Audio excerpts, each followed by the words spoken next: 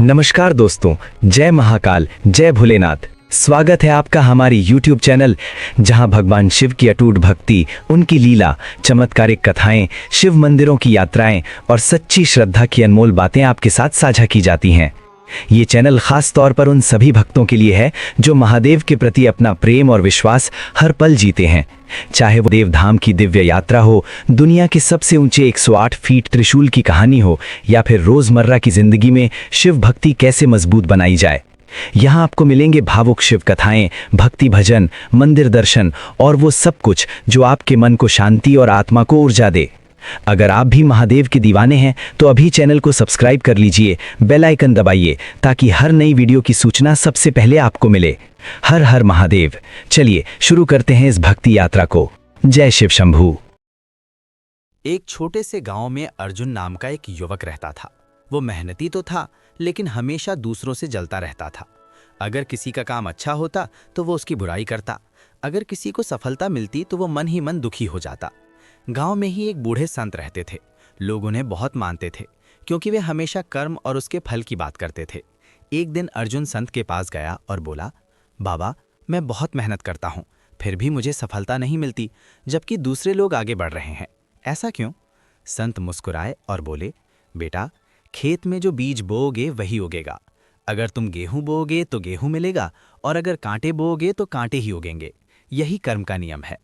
अर्जुन ने कहा, मैं तो मेहनत करता हूं, फिर भी मुझे फल क्यों नहीं मिलता? संत बोले, सिर्फ मेहनत ही नहीं, मन की भावना भी शुद्ध होनी चाहिए। यदि तुम किसी के लिए बुरा सोचोगे तो उसका प्रभाव तुम्हारे जीवन पर भी पड़ेगा। कर्म केवल हाथों से नहीं, विचारों से भी होता है। अर्जुन को बात समझ में नहीं आई। कुछ दिनों बाद गांव में बाढ़ आ गई। कई लोगों के घर डूब गए। अर्जुन का घर भी खतरे में था। उसी समय वही लोग जिनकी वो बुराई करता था उसकी मदद के लिए आगे आए।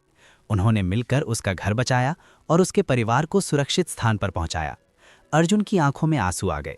उसे एहसास हुआ कि जिन लोगों के लिए वो बुरा सोचता था वही लोग उसके अच्छे कर्मों का फल बनकर सामने आए। उस दिन के बाद अर्जुन ने निश्चय किया कि वो हमेशा अच्छा सोचेगा, अच्छा बोलेगा और अच्छा करेगा। धीरे धीरे उसके जीवन में भी बदलाव आने लगा। लोग उसका सम्मान करने लगे और उसे अपने काम में सफलता मिलने लगी। कुछ समय बाद वो फिर संत के पास गया और बोला, बाबा, अब मुझे समझ आ गया है, कर्म का फल देर से मिलता है पर मिलता जरूर है। संत मुस्कुराए और बोले, यही जीवन का सत्य है बेटा। कर्म का नियम कभी गलत नहीं होता। अच्छा करोगे तो अच्छा मिलेगा, बुरा करोगे तो बुरा ही लौटेगा। एक शहर में राघव नाम का एक व्यापारी रहता था। वो बहुत अमीर था, लेकिन दिन से कठोर। वो अपने कर्मचारियों से कड़ा व्यवहार करता, गरीबों को दुत्कार देता और हर काम में केवल अपना फायदा देखता। उसकी दुकान शहर की सबसे बड़ी दुकान थी, इसलिए लोग मजबूरी में उसके पास आते थे, लेकिन उसके व्यवहार से कोई खुश नहीं था। एक दिन दुकान के बाहर एक बुजुर्ग महिला आई। उसने राघव से थोड़ी मदद मांगी। राघव ने गुस्से में कहा, यहाँ भीख मत मांगो, जाओ कहीं और। महिला शांत स्वर में बोली, बेटा, जीवन एक गूंज है, जो तुम दोगे वही लौट कर आएगा। राघव ने उसकी बात पर ध्यान नहीं दिया। कुछ महीनों बाद अचानक राघव के व्यापार में नुकसान होने लगा। उसके पुराने ग्राहक दूसरी दुकानों पर जाने लगे। कर्मचारियों ने भी नौकरी छोड़ दी क्योंकि वे उसके व्यवहार से परेशान थे। एक दिन राघव गंभीर रूप से बीमार पड़ गया। उसे अस्पताल में भर्ती होना पड़ा। आश्चर्य की बात यह थी कि उसकी देखभाल करने वाला डॉक्टर वही महिला का बेटा था जिसे उसने अपमानित किया था। डॉक्टर ने पूरे मन से राघव का इलाज किया। राघव को ये जानकर शर्म आई कि जिन लोगों के साथ उसने बुरा किया वही लोग आज उसके लिए अच्छा कर रहे हैं।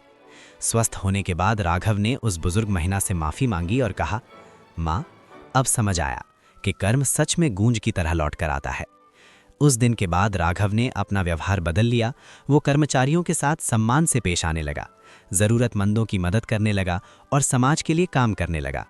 धीरे धीरे उसका व्यापार फिर से बढ़ने लगा, लेकिन इस बार लोग उसे उसके अच्छे दिल के लिए भी सम्मान देने लगे। जीवन एक गूंज है, जो हम दूसरों के साथ करते हैं वही किसी न किसी रूप में हमारे पास वापस आता है। इसलिए हमेशा प्रेम, दया और अच्छाई बांटें।